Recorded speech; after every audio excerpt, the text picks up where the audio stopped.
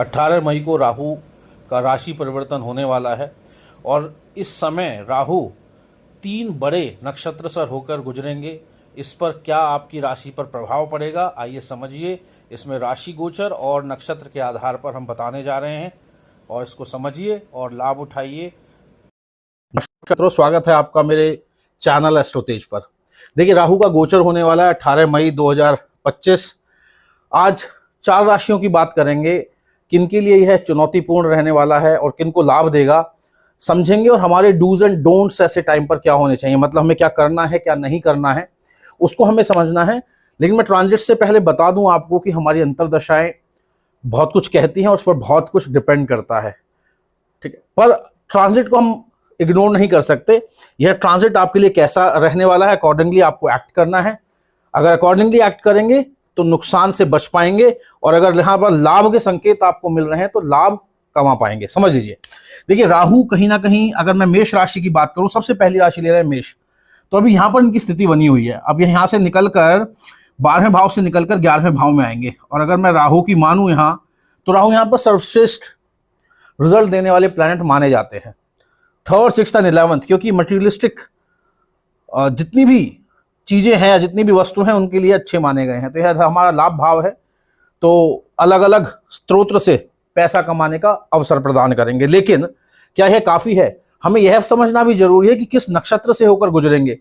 तो यह अपने गोचर में लगभग 3 बड़े नक्षत्रों से होकर निकलेंगे और हमें समझना है कि उन नक्षत्रों से जब निकल रहे हैं तो क्या यहां आने पर सिर्फ लाभ देंगे या हानि भी कर सकते हैं। देखिए, पहला इंडिकेशन तो लाभ का मिल रहा है। मेष राशि वालों को यहां पर लाभ अच्छा कमा सकते हैं, ऐसा राहु के गोचर से लगता है। अब हम देख लेते हैं, क्योंकि राहु जब यहाँ आएंगे तो वह ऑलरेडी पूर्वा भाद्रपद नक्षत्र में होंगे, जो कि 16 मार्च को हो चुका है और यहाँ 23 नवंबर तक रहने वाले हैं। तो जो यह नक्षत्र है पूर्वा भाद्रपद, किसका है? गुरु का नक्षत्र है। तो गुरु का नक्षत्र अगर मैं बोलूं तो गुरु 12वें भाव का और आपके 9वें भाव का मालिक बन जाता है। तो 12वां का जुड़ना 11वें से उतना हम अच्छा नहीं मानेंगे, कहीं ना कहीं आपके खर्चों को बढ़ाने वाला भी होगा। और अब आपकी गुरु की स्थिति कैसी है कुंडली, इस पर बहुत कुछ निर्धारित करता है। तो यहां पर अगर मैं कहूं राहु धन के लिए, तो ट्रांजिट में तो अच्छा लग रहा है, लेकिन नक्षत्र उतना लाभ देते हुए आपको नजर नहीं आ रहे हैं।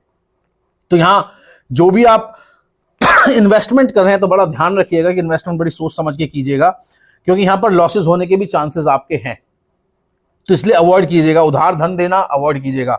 हाँ, यहां पर आपको ही आपकी अगर बाहर कोई यात्रा करने वाले हैं तो उसको भी बड़ा सोच समझ के करना है, क्योंकि 12th जुड़ा हुआ है। हाँ, यहाँ लंबी यात्रा आप कर सकते हैं, अंतरदशाएं बताएंगे कि वो लाभान्वित आपको करने वाली या नहीं, लेकिन कहीं ना कहीं इन 2 जगह पर आपको ध्यान रखना है।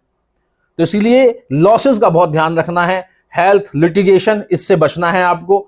इसके लिए आप क्या कर सकते हैं? आप राहु की वस्तुओं का दान कर सकते हैं। अब राहु के लिए स्पेसिफिकली आप डॉग्स को फीड करें, नारियल का दान मंदिर में कर सकते हैं, ब्लू कलर्स को अवॉइड करना है। अब मैं बात करूं अगर राहु की दूसरा, अगर जब चरण चलेगा तो वह है शतभिषा का होगा, जो कि राहु का नक्षत्र है।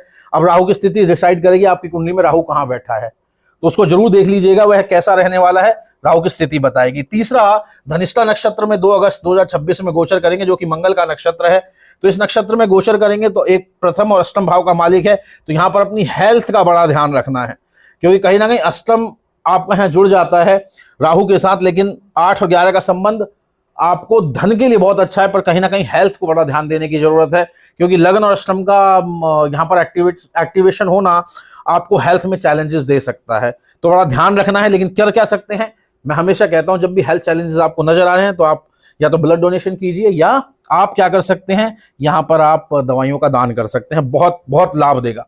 अब इसके बाद अगर हम बात करें दूसरी राशि, तो हम यहां पर वृषभ राशि को ले लेंगे। अब देख लेते हैं वृषभ राशि के लिए कैसे राहु रहने वाले हैं, उसको हम समझ लेते हैं।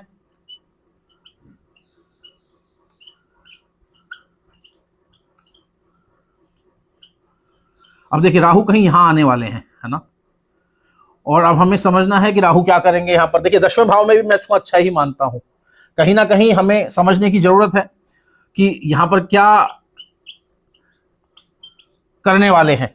देखिए, राहु का 10वें भाव में आना अच्छा है और कहीं ना कहीं ऑलरेडी गुरु के नक्षत्र में है, तो यहाँ लाभ भाव भी यहां पर एक्टिवेशन हो जाता है और अष्टम में आता है। यहां पर जबरदस्त जो वृषभ राशि के जातक हैं उनकी बल्ले बल्ले होने वाली है।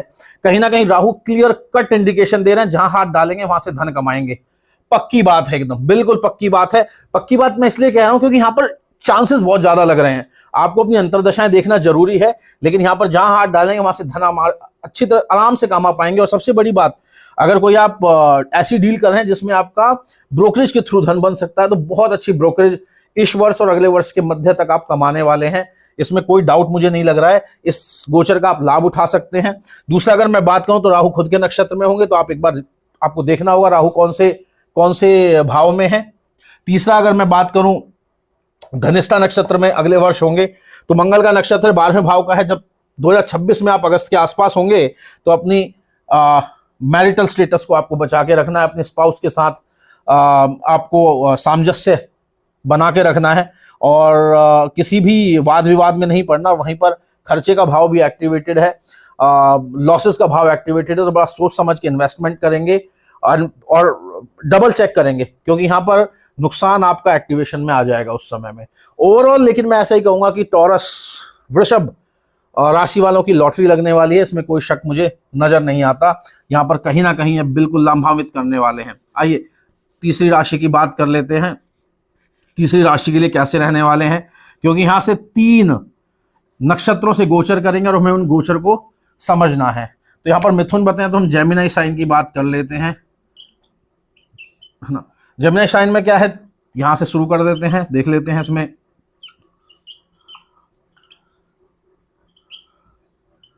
अब देखिए राहु कहां आने वाले हैं, यहां आने वाले हैं। अब तक आपके यहां कहीं बैठे हुए थे। अब सबसे बड़ी बात यह है कि राहु 9वें भाव में आएंगे, तो आपके क्या है, जॉब प्लेस के लिए मुझे अच्छा इंडिकेशन नजर नहीं आ रहा है। यहां पर परिवर्तन साफ साफ नजर आता है। तो जॉब में अगर आपको यहां पर परिवर्तन करना पड़ेगा, आपकी ट्रांसफर होने वाली है, तो उसको रेसिस्ट ना करें, कहीं ना कहीं नुकसान उठा लेंगे अदरवाइज। अब राहु का यहां पर होना कहीं ना कहीं बृहस्पति के नक्षत्र